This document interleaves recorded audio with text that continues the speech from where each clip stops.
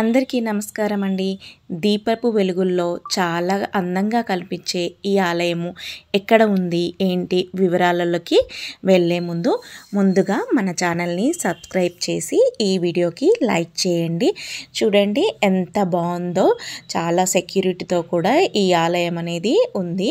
ఈ ఆలయము ఎక్కడ ఉంది అంటే వికారాబాద్ జిల్లాలో ఉంది. వికారాబాద్ నుంచి మనకు 5-6 కిలోమీటర్లలో ఈ ఆలయము కనబడుతుంది. ముందుగా మనం దీపారాధన చేద్దాము. ఇక్కడ దీపారాధనకు సంబంధించిన అన్ని వస్తువులు అమ్ముతూ ఉన్నారు. కానీ చాలా అంటే చాలా కాస్ట్ ఉంది.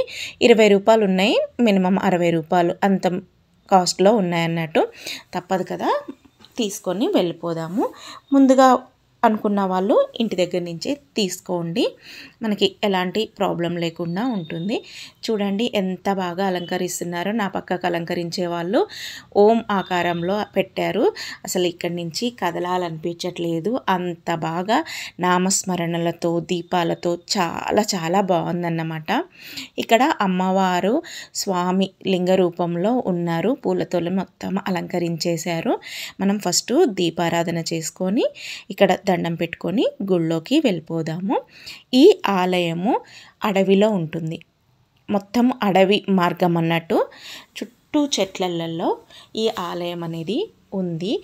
ఈ ఆలయానికి మనకు ఇక్కడ చూడండి జువ్వి, రాగి, మర్రి, బిల్వ వృక్షాలు ఉంటాయి. అక్కడ మనము దీపారాధన చేసుకుంటున్నాము. ఇదిగోండి స్వామి ఆలయం, శ్రీ బుగ్గ రామలింగేశ్వర స్వామి ఆలయము. ఆలయంలోకి వెళ్దాం రండి. మేము వచ్చే వరకు చీకటి అయిపోయింది, అంటే మేము దీపారాధన చేసుకొని లోపలికి వెళ్తున్నాం. అందుకే ఇదిగోండి ఇక్కడ హోమాలు జరుగుతున్నాయి. మనకి మామూలుగా శుక్ర, శని, ఆది, సోమవారాలలో పర్వదినాలలో చాలా రష్గా ఉంటుందంట. మిగతా టైంలో కొంచెం నార్మల్గా ఉంటుందంట.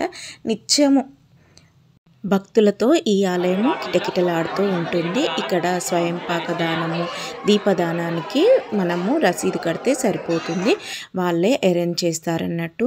ఇక్కడ ధ్వజస్తంభము కొంచెము డిఫరెంట్గా ఉంటుంది. అన్ని శివాలయాలకు ఇక్కడ ఆలయానికి కొంచెం తేడా ఉంది.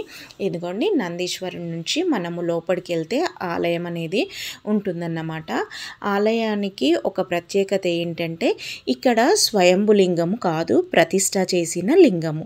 అయితే ఇది మనలాంటి సాదాసీదా మనుషులు ప్రతిష్ఠించిన విగ్రహము కాదండి. ఈ లింగాన్ని స్వయంగా శ్రీరాముడే తన చేతులతోని ప్రతిష్ఠించిన లింగం. శ్రీరాముడు రావణుని సంహరించిన తర్వాత బ్రహ్మహత్య దోషాన్ని నివారించుకోవడం కోసము అక్కడక్కడ శివలింగ ప్రతిష్టన అనేది చేశారు. ఆ శివలింగ ప్రతిష్టన లోపలికి వెళ్తే మనకు ఒక 4 మెట్లు కిందికి దిగితే శివలింగం అనేది ఉంటుంది.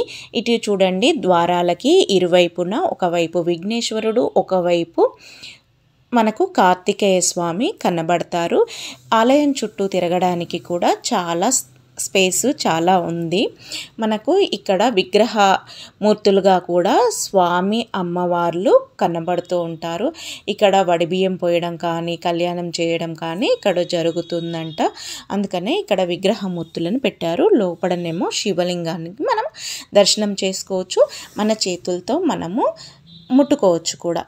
ఇక్కడి నుంచి మనము గుడికి కొంచెం దూరంలో, ఇప్పుడు మా హస్బెండ్ నడుస్తున్నారు కదా, అంత దూరంలో వెళ్తే మనకి ఇక్కడ స్వయంగా మనకు స్వామి వారి కింద నుంచి వాటర్ అనేవి ఇక్కడ నందీశ్వరుడు నోట్లోకి వెళ్ళి వస్తూ ఉంటాయి. మనకు నంది కనబడతలేదు, నంది విగ్రహం నల్లగా ఉండడము, చీకటి అవ్వడం వల్ల కనబడతలేదు.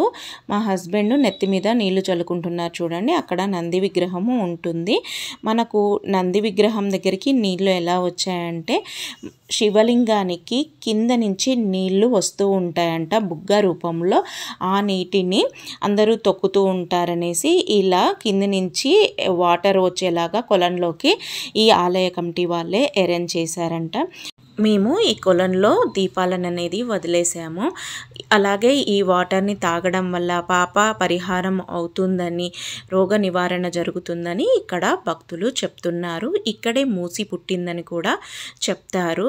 ఇక్కడ అసలు ఆ వాటర్ ఎలా వచ్చాయి, ఆ ఆలయానికి బుగ్గ రామలింగేశ్వర స్వామి ఆలయం అని ఎందుకు వచ్చిందంటే, ఇక్కడ శ్రీరాముడు లింగ ప్రతిష్ఠన చేసినప్పుడు నీళ్లు లేకపోవడం వల్ల తన ధనుస్సుతోని నీళ్ళని పైకి తెప్పించాడంట. అప్పుడు నీళ్లు బుగ్గ రూపంలో రావడం వల్ల బుగ్గ అని, శ్రీరాముడు ప్రతిష్ఠించడం వల్ల బుగ్గ రామలింగేశ్వర ఆలయం అని ఇక్కడ పేరు వచ్చింది.